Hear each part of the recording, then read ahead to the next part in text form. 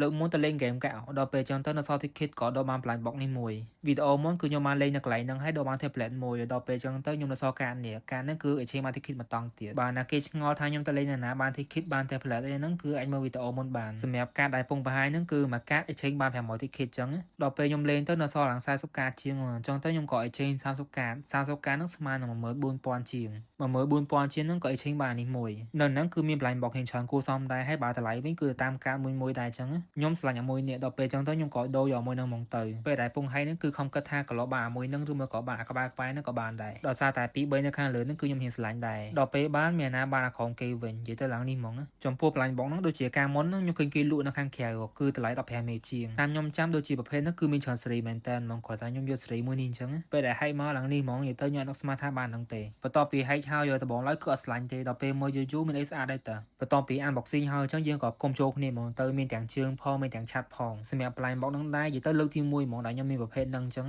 បន្ទាប់ពីគុំហើយអញ្ចឹងមានអីស្អាតមួយយ៉ាងដែរតើ